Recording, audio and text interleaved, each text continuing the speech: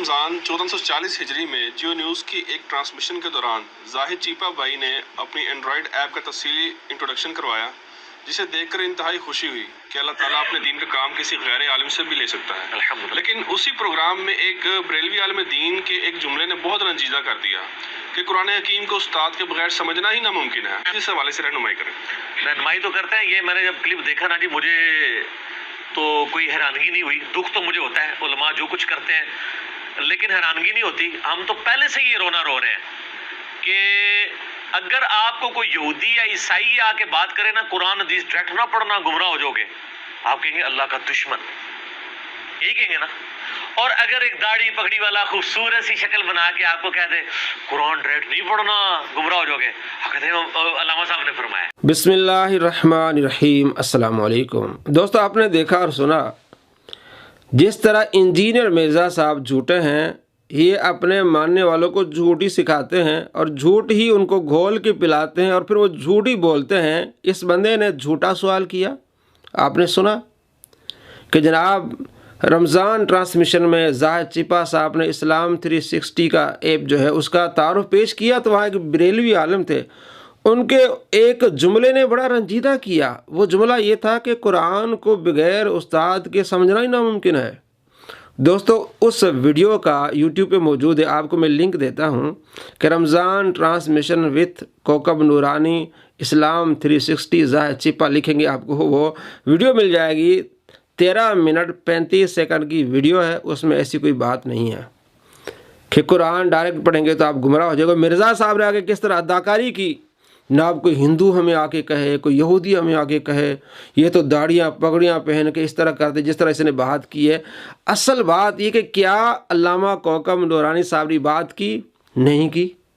Video آپ کے سامنے میں آپ کو دکھاتا ہوں۔ جہاں فائدہ ہے بغیر استاد کے نقصان بھی ہے۔ جی بالکل۔ حضرت علماء کرام ہی اسی کا خاصہ ہیں الحمدللہ۔ تمام کے تمام علماء تمام مکاتب فکر کے، ان تک سے لے کے سعودی عرب کے تمام علماء کو دکھا کے سرٹیفکیٹ بھی موجود ہے۔ میرے خیال میں کہ جو آپ کی سمجھنے کے لیے ضروری ہے، جی جی بالکل، بغیر استاد کے اس کا نقصان بھی بہت۔ جی دوست، آپ نے دیکھا انہوں نے صرف اتنی بات کی ہے کہ اس ایپ کا جہاں فائدہ ہے نقصان بھی ہے، بغیر استاد کے سمجھنے کے لیے نقصان بھی ہے۔ تو انہوں نے اس ایپ کے بارے میں بات کی ہے، قرآن کا تو انہوں نے نام ہی نہیں لیا۔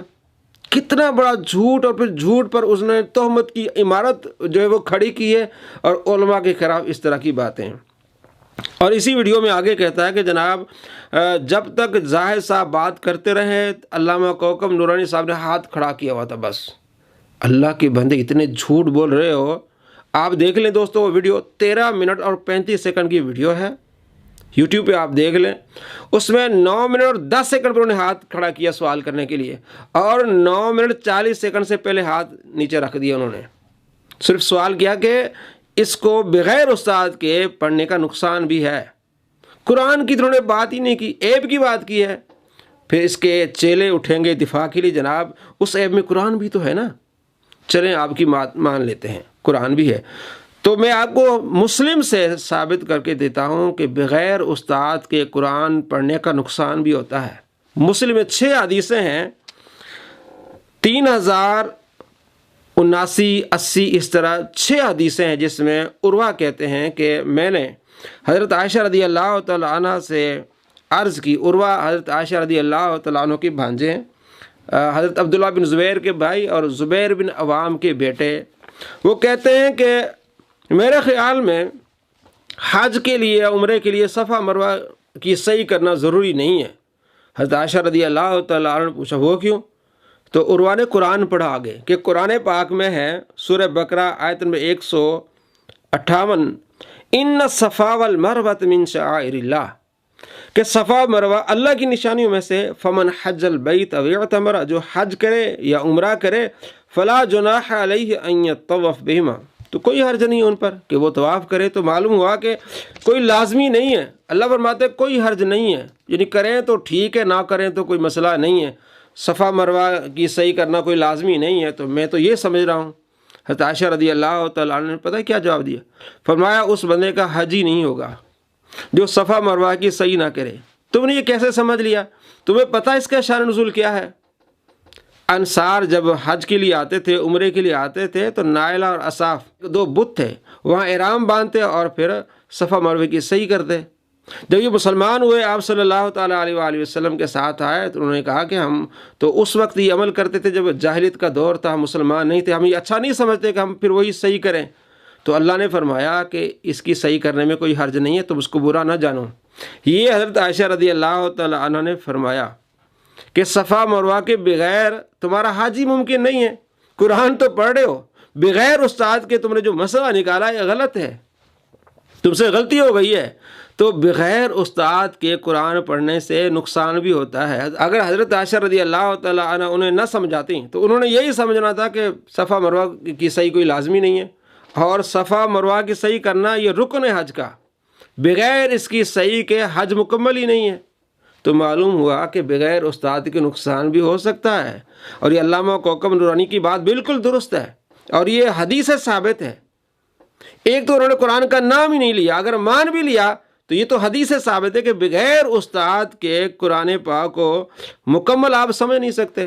آپ اپنی طرف سے مسائل نکالیں گے اور نقصان ہوگا جو ثبوت کے ساتھ واضح ہے۔ تو کس طرح یہ جھوٹ بولتا ہے، اور ان کے چیلوں نے اسی جھوٹ کو پھیلایا ہوا ہے۔ جناب کوکب نورانی صاحب کہتے ہیں کہ ڈائریکٹ قرآن پڑھیں گے تو گمراہ ہو جائیں گے، یہ وہ اس طرح سارے اس نے جھوٹ بولے ہوئے ہیں۔ ہم نے کئی ویڈیوز میں دکھایا کہ مفتی اکمل صاحب نے بار بار کہا ہے قرآن پاک کو پڑھیں، اور علامہ رضا ثاقب صاحب نے کئی مرتبہ کہا ہے کہ آپ قرآن پاک کو پڑھیں، سمجھیں، تفسیر پڑھیں، دعوت اسلامی کے نصاب میں شامل ہے۔ علماء بتاتے رہتے ہیں، لیکن اس نے ایک جھوٹ پکڑا ہوا ہے کہ جناب علماء یہ کہتے ہیں، انہوں نے داڑیاں رکھی ہوئی ہیں۔ یہ اس طرح کی گندی زبان استعمال کرتا ہے اور اپنے آپ کو سمجھتا ہے کہ میں بہت جناب علی میں قرآن پڑھاتا ہوں، خود یہ قرآن کا منکر ہے۔ ہم نے کئی ویڈیوز میں دکھایا ہے۔ یہ کہتا ہے کہ حضرت ابوبکر صدیق رضی اللہ تعالیٰ عنہ کی صحابت قرآن سے ثابت ہے، سورہ توبہ آیت نمبر 40 سے، اور جو حضرت ابوبکر صدیق رضی اللہ تعالیٰ عنہ کے صحابت کا انکار کرے وہ کافر ہے۔ پرانے زمانے میں اس نے یہ کہی ہوئی یہ باتیں ہیں، اور اب یہ کہتا ہے کہ حضرت ابوبکر صدیق رضی اللہ تعالیٰ عنہ کا انکار کرنے والا وہ کافر تھوڑی ہوگا، یعنی قرآن کا یہ منکر بن گیا ہے، اور یہ منکرین قرآن میں سے شامل ہو گیا ہے۔ تو یہ قرآن آپ کو سکھائے گا کس طرح اس نے جھوٹ بولا، واضح ہے، ہم نے آپ کو دکھایا۔ تو ہم آپ کو یہ دکھا رہے ہیں کہ ایسے جھوٹوں کی باتوں پر کوئی اعتبار نہیں۔ آپ ویڈیو جا کے دیکھ لیں یوٹیوب پہ، آپ کو معلوم ہو جائے کہ کتنا اس نے جھوٹ بولا ہے، کس انداز سے جو اس نے اداکاری کی ہے۔ اللہ تعالیٰ کی جھوٹوں پر لعنت ہو، اور ایسے جھوٹوں اور شریروں سے آپ کو اللہ کریم محفوظ فرمائے۔ السلام علیکم ورحمۃ اللہ وبرکاتہ۔